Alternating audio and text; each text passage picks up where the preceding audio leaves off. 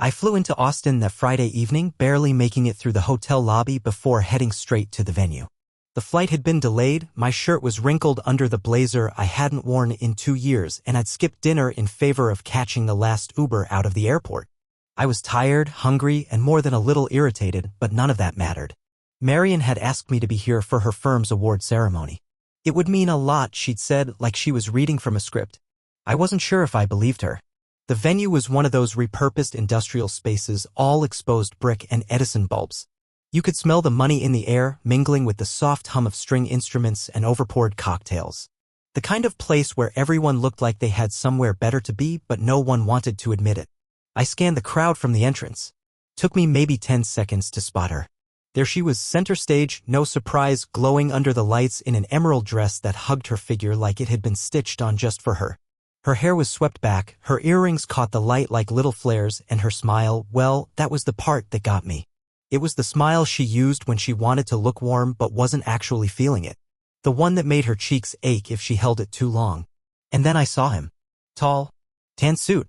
Crisp white shirt, no tie, like he was deliberately trying not to outshine the guests, but still somehow did. His hand rested casually on her lower back. Not too low to be scandalous, but not high enough to be professional. She turned slightly toward him, said something that made him laugh, and he leaned in, real close, to whisper something in her ear. Then came the touch. Her left hand lifted and rested on his chest. Flat-palmed. Gentle. The way you touch someone when it's not about support or balance, but familiarity. Like her hand had been there before. She didn't see me right away. I didn't move, just watched. I could have convinced myself it was innocent if not for the way her fingers shifted slightly on his jacket, a kind of absent, circular motion. Like muscle memory. A few more seconds passed before she turned, caught sight of me, and smiled, that same tight-lipped, PR-perfect smile she used when shaking hands with board members. Not the smile she used for me when I came home from a trip. Not the one I used to get when I surprised her with flowers or called her from the road just to hear her voice. She crossed the room quickly, gracefully, her heels silent on the polished floor. "Brandon," she said brightly, slipping her hand through the crook of my elbow like it had never been anywhere else. "You made it. I was worried the flight might keep you." "Barely," I said, still watching her face. She kissed my cheek, one of those featherlight touches that said hello without giving anything away. "I want you to meet someone," she added, gesturing vaguely behind her. "Marco, he's one of the senior architects on the Greenbelt restoration. Incredible talent. Real visionary. We've been collaborating on the downtown expansion." "Marco," I repeated, my tone neutral. "Right?" She tilted her head, studying me like she was searching for something in my face. "You okay?" I nodded. "Of course." She smiled again, wider this time, like she was trying to fill in a blank space with charm. "Come on," she said, tugging at my arm. "I want you to see the mock-ups before the presentations start. They've got them displayed along the back wall, it's really something." I let her lead me. We moved through the crowd and people greeted her left and right. She nodded, smiled, exchanged pleasantries with the ease of someone used to being admired. I watched her float from conversation to conversation like it was a dance she'd practiced 100 times, one I no longer knew the steps to. When we finally reached the back, she pointed out the display boards, her fingers gliding over renderings and photos. I tried to pay attention, but my eyes kept drifting. Marco stood across the room now, talking to someone else, but he kept glancing our way. Once his eyes met mine, just for a second, and I saw it. That flicker of recognition. The slight narrowing of his eyes. He knew who I was. And he didn't look worried. I turned back to Marian, who was still talking about riverbed irrigation like we were on a tour. "So how long have you two been working together?" I asked, keeping my voice casual. She blinked. You and Marco." "Oh," she said with a laugh. "A few months. Maybe 6? He came on board during the early design phase. Honestly, he's been a lifesaver with the new zoning proposals. Seems close." Her gaze flickered just for a moment, then settled. "We've spent a lot of late nights revising plans," she said, her voice even. "Deadlines don't care if it's after hours." I nodded, biting back my next question. I wasn't ready to press. Not yet.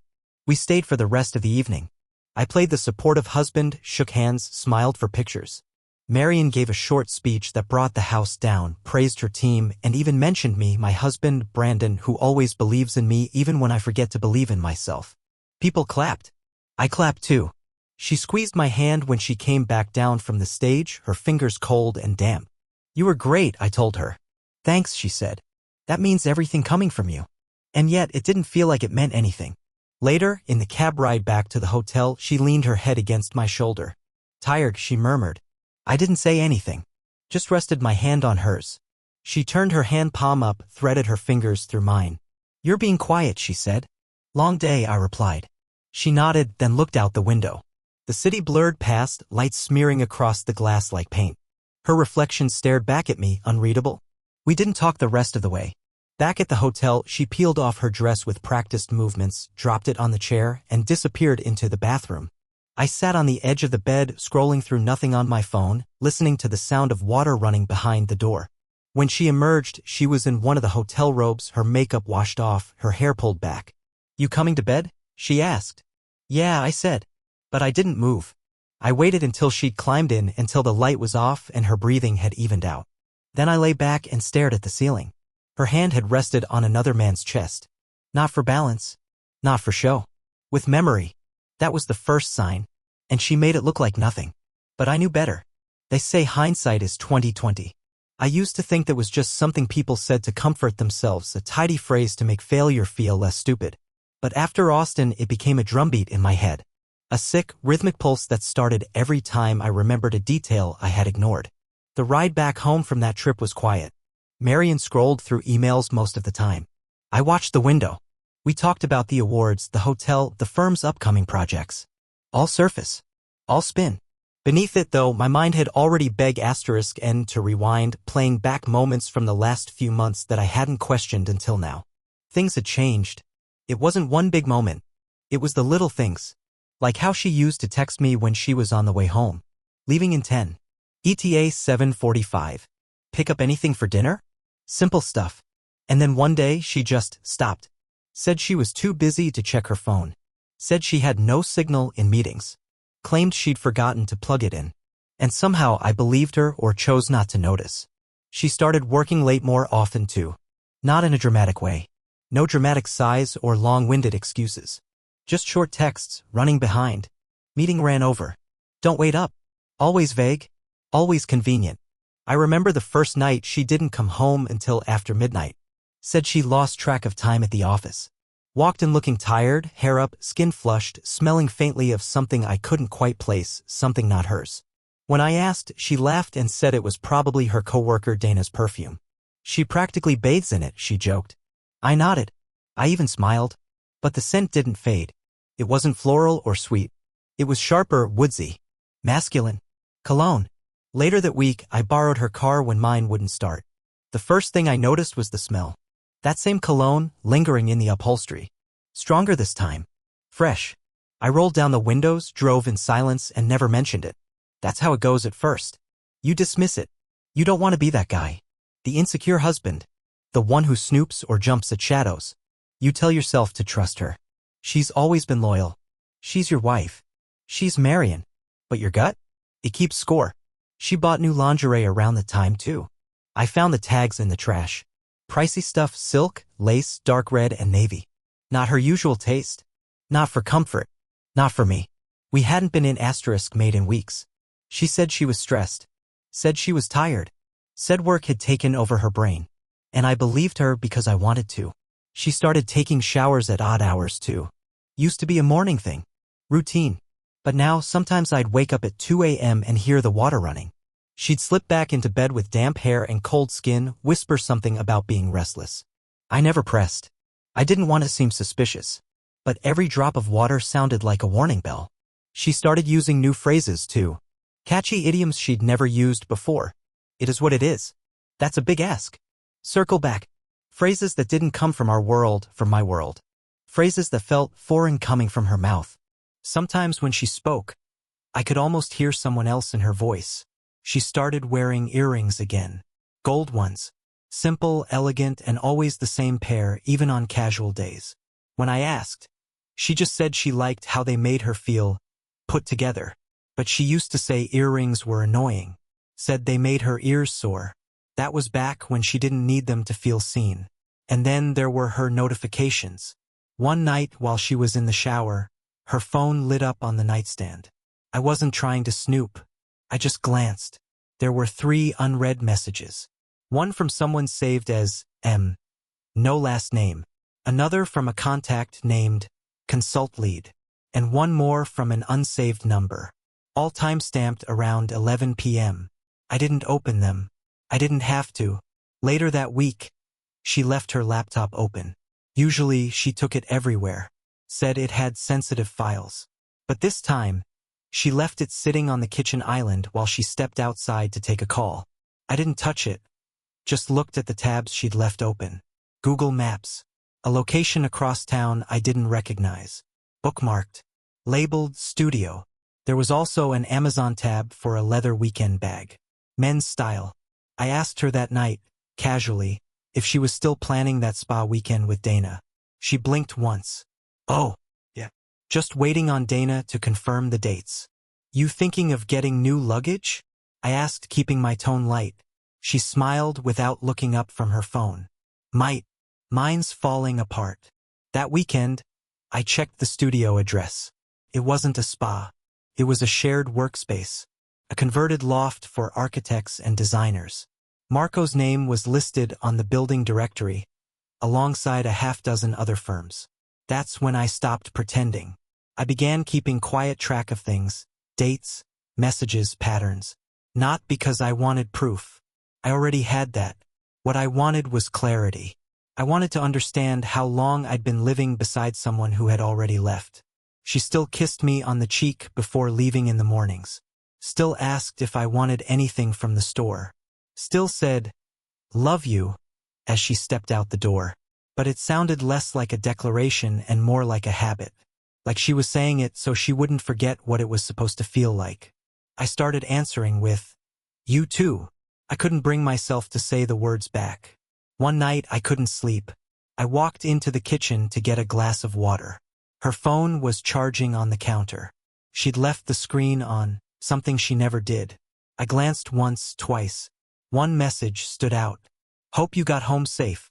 Tonight was worth it. Can't wait for next week." No name, just a number.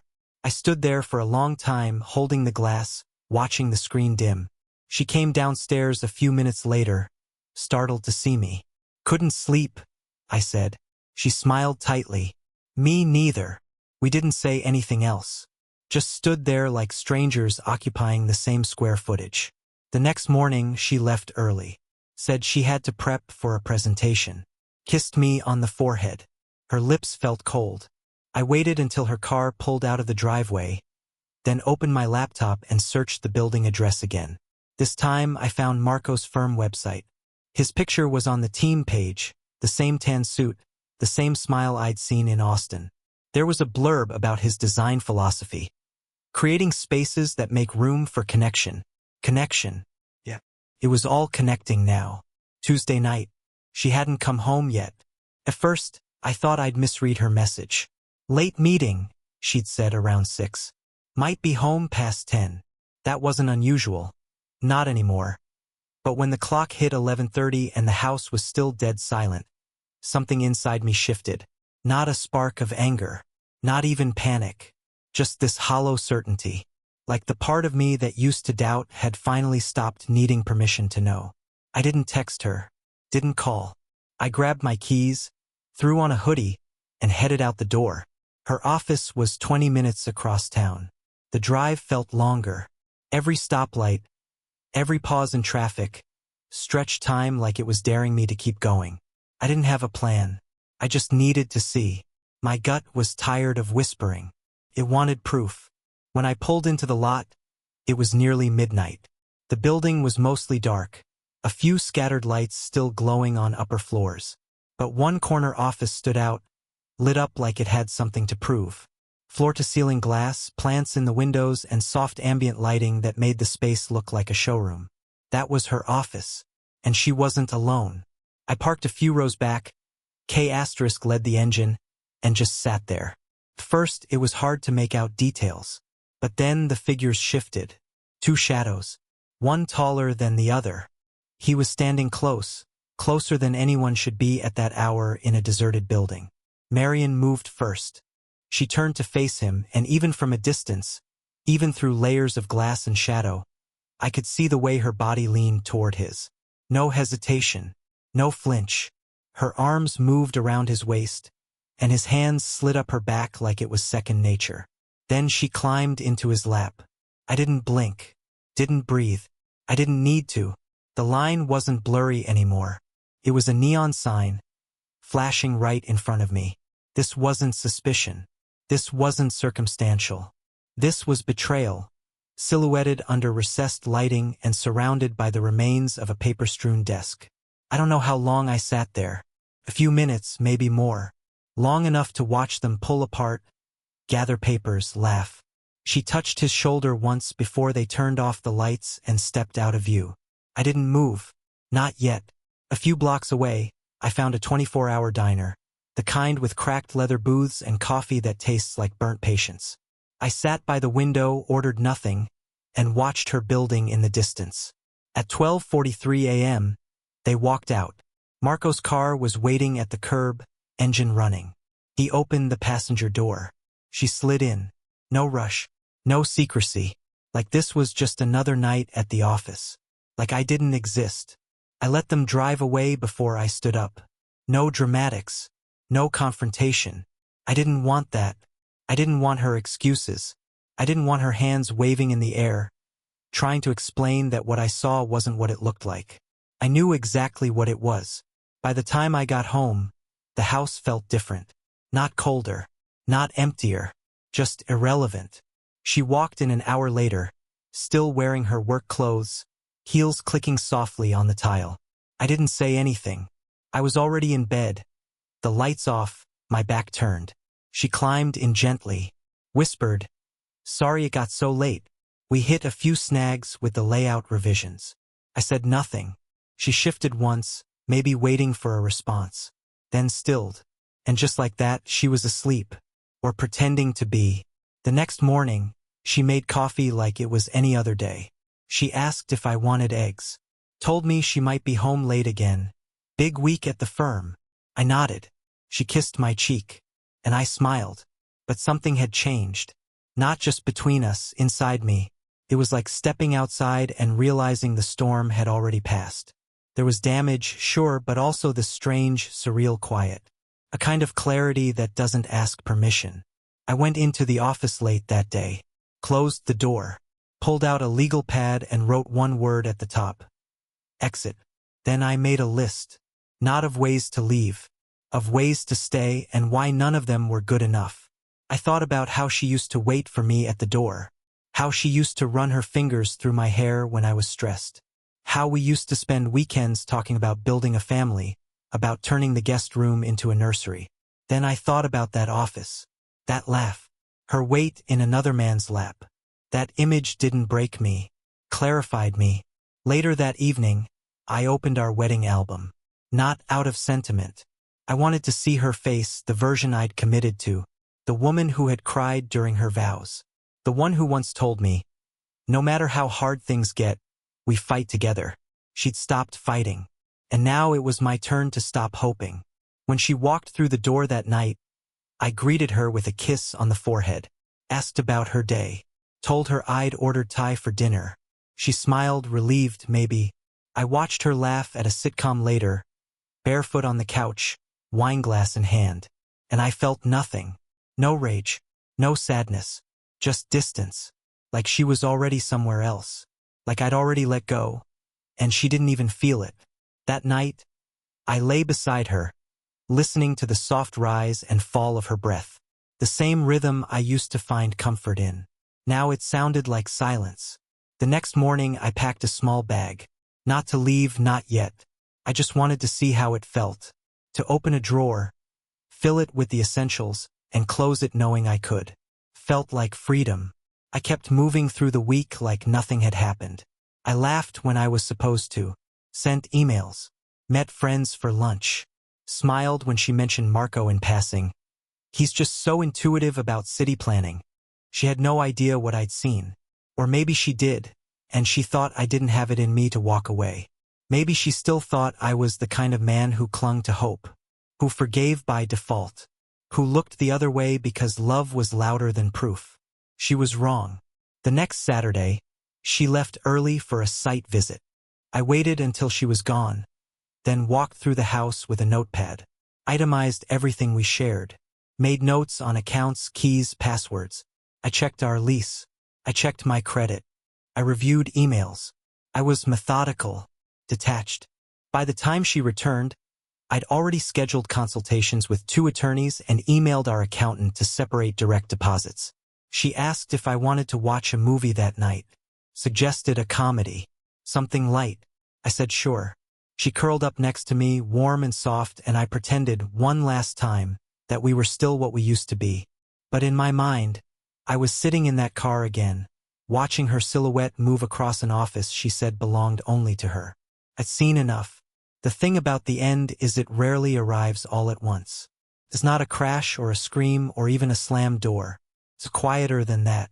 More gradual, like the slow drip of a leaky faucet, until one day you realize the sink is full and it's been overflowing for a while. That's how it started for me.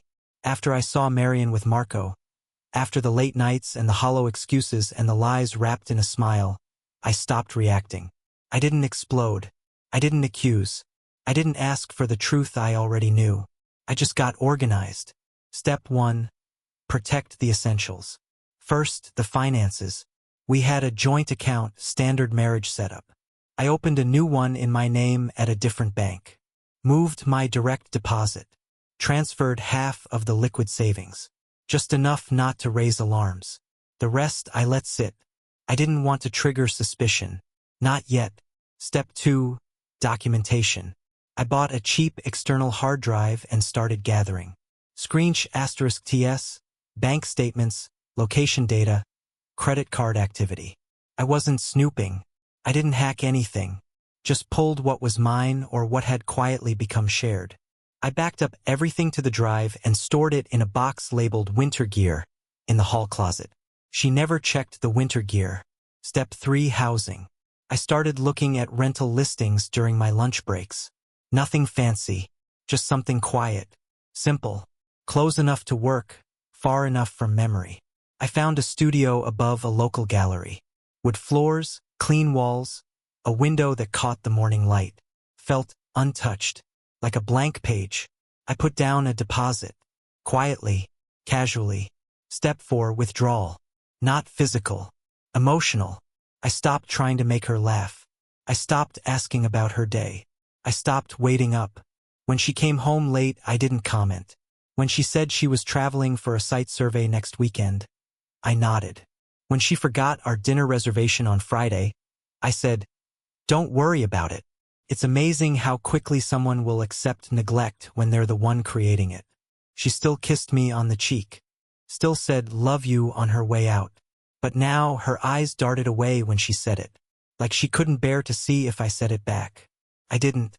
Instead, I wrote it down in the letter, because step 5 was the envelope. I kept it in my desk drawer under a stack of receipts. A single manila envelope, sealed, unassuming. Inside, printed photos of her and Marco through the glass, *TS of their messages, a list of every date she'd claimed to be working late, and a 1-page letter. Not angry, not cruel, just final. It read, "Marion, by the time you read this, I'll be gone. Not because I'm vindictive. Not because I want to punish you. But because I deserve honesty, and so do you. I saw what you thought I'd never see. I know what you thought I'd never know. And I've stayed quiet not out of weakness, but out of clarity. I needed to be sure I wasn't imagining the distance, the lies, the silence that settled between us like dust on a bookshelf we stopped reading from. You didn't just fall out of love. You stepped into someone else's arms while pretending I still had your trust. That is a choice. So I've made mine too. I won't stand in the way of whatever life you're chasing. But I won't be a placeholder while you figure it out. This is my line, and I'm walking past it. Please don't contact me to explain.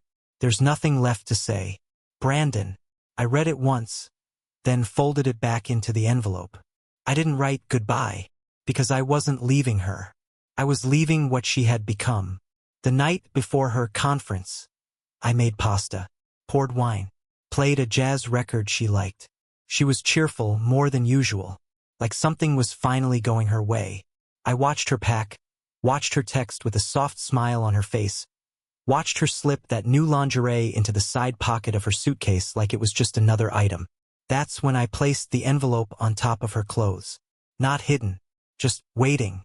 When she closed the suitcase, she didn't even glance at it. That night, she kissed me longer than usual. "I'll miss you," she whispered. I said, "I know." She left at dawn. By 8, I had already moved the first load into the new apartment. By noon, I had filed the initial separation paperwork. By evening, the keys to our home were on the kitchen counter, next to a note that said, "Don't worry, it's not locked. You don't have to call." She sent a flurry of texts the next morning. First confused, then pleading, then defensive. I didn't answer. I was walking through my new apartment, hanging shirts in an empty closet, breathing air that hadn't yet been shaped by her. She called 3 times. Then sent a message, "We need to talk. This isn't fair. You don't get to just disappear." But I hadn't disappeared. I just stopped being the person who waited for her to remember me. A few hours later, she sent a photo of the envelope open on a hotel bed, followed by one line, "You didn't have to do it like this." No, maybe I didn't. But she hadn't done anything differently. She had written her ending in whispers and midnight rides and lipstick she never wore for me. I had simply signed the final page. I blocked her number that night. Not out of spite. Out of peace. When I stepped out onto the balcony of the gallery loft and looked at the city below, I felt a strange relief. Like I'd stepped outside a soundproof room and could finally hear my own thoughts again. There was nothing dramatic about it. No yelling. No slammed doors. No broken glasses or teary pleas. Just one quiet man standing in the life he chose after letting go of the one that lied to him. The first message came at 7:06 a.m. the morning after she found the envelope. "Brandon, what is this? What are you doing? Call me. Please." I didn't. By 7:12 she called. Straight to voicemail. At 7:19, another message. "You can't just blindside me like this. We need to talk. I deserve at least that." By 7:30, her tone had changed. "I can't believe you went through my things. That is a complete violation of my privacy." Then at 7:42. "So this is who you are now? Spying? Sneaking around like some amateur detective? You're being pathetic." At 7:56, a shift. "I didn't mean that. I'm overwhelmed. I need you to talk to me. Please." It was a strange kind of performance, one I watched unfold silently. Her text thread became a study in emotional choreography. Guilt, anger, pleading, denial, then back to rage. As if by flipping through enough faces one might finally fit the moment. I turned my phone off at 8 o'clock. At 10:32, my attorney called. "She tried to access your joint credit card," he said. "The one we flagged." I nodded into the receiver even though he couldn't see me. Let it decline. That afternoon I stopped by our old house, what used to be our house. I still had the garage opener. It was quiet. Her car wasn't in the driveway. I walked through like a ghost, collected the last few items I'd stashed in the office closet, a few books, a jacket, an old leather notebook. When I reached the kitchen, I saw she had left a letter on the counter in thick, looping handwriting. "If you're reading this, I hope you'll finally hear me out. I never meant to hurt you, Brandon. I never thought we'd get here. Please don't throw away 10 years over a mistake. I love you. I've always loved you." I folded the letter, placed it in the junk drawer with expired coupons and takeout menus. She wanted a reaction. I wouldn't give her one. That evening, she came to my new place. I didn't tell her the address, but she'd always been resourceful when she wanted to be.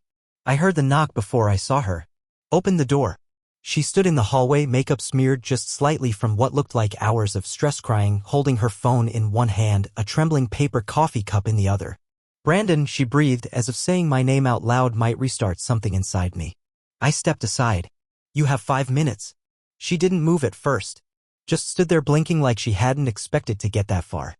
Then she came in, set the coffee on the windowsill, and turned toward me. "I don't know where to start." "Start with the truth." She let out a humorless laugh. "Which part?" I said nothing. She nodded slowly. "Okay," she began. "Marco wasn't supposed to be anything. It started at work, long hours, shared wins. It got blurry. I didn't mean to cross a line." "You didn't cross it," I said. "You erased it." Her mouth tightened. "I was lonely. You were distant. I felt like I was living with a roommate. You stopped looking at me. Because you stopped being someone I recognized. I wanted to feel seen," she said, her voice rising.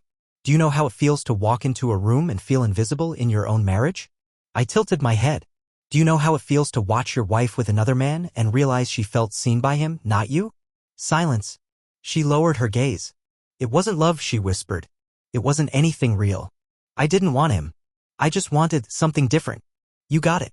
She looked up and for the first time there was no act. Just exhaustion. You blindsided me, Brandon. I almost laughed. You think I blindsided you? You could have talked to me. We could have tried. We could have fixed it. Every time you lied to my face, I said, stepping closer, you fixed it just a little more broken. Her voice broke. You didn't even fight for us. I did, I said. You just weren't in the ring. She sat down on the arm of the sofa, shoulders sagging. I'm going to lose everything, aren't I? That depends. What do you think you still have? She didn't answer.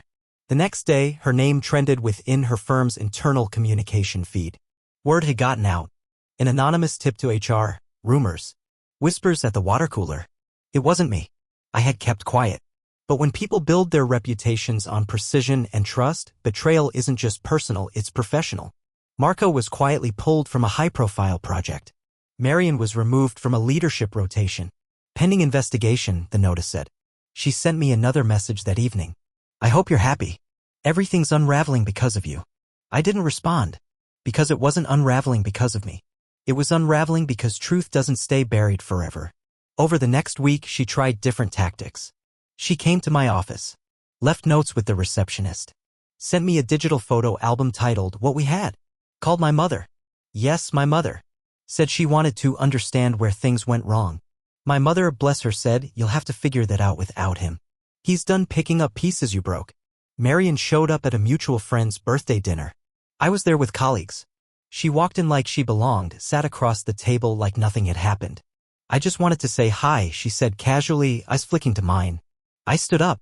Don't what? Don't pretend. Don't pretend we're still anything. She opened her mouth. I turned and left. The next morning, she sent a final message. You've changed. And she was right. I had changed. I was no longer a man who let people stay after they'd left in every way but physically. She wasn't mourning me. She was mourning control. Mourning comfort. The illusion. A few days later, I heard from a friend who still worked adjacent to her firm. Things are rough for her, he said. Internal reviews not looking good.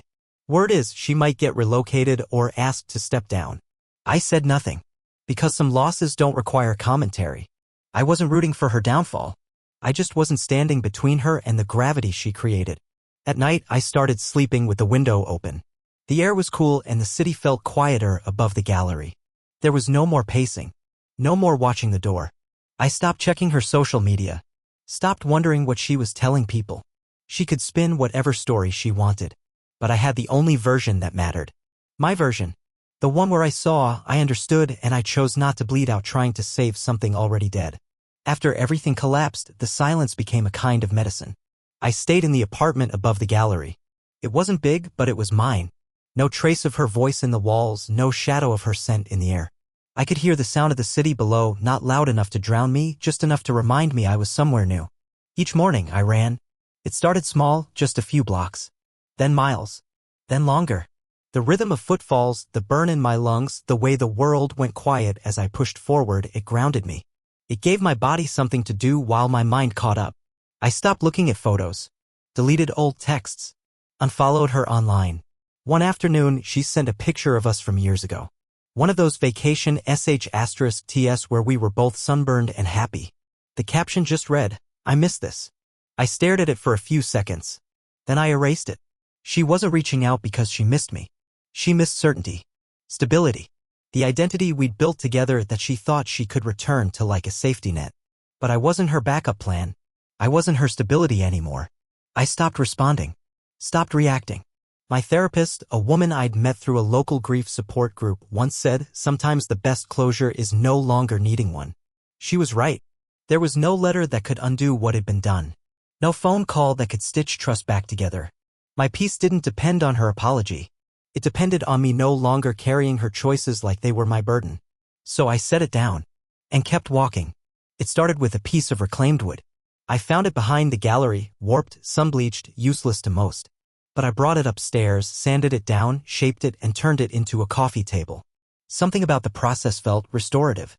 Like I was rebuilding something that had been abandoned, piece by piece. Word got around. A friend commissioned a shelf. Then a neighbor asked for a bench. Before long, I was sketching layouts in the margins of notebooks and spending weekends at the lumberyard. One of my early clients introduced me to Amy. She ran a small design studio a few blocks away, minimalist, smart, quietly creative. She needed a table for her showroom. We talked for 20 minutes about finishings. 40 more about books. By the time I delivered the piece, we were trading music recommendations and favorite tea spots. Amy didn't ask about my past. She wasn't in a rush to fill the air. She listened.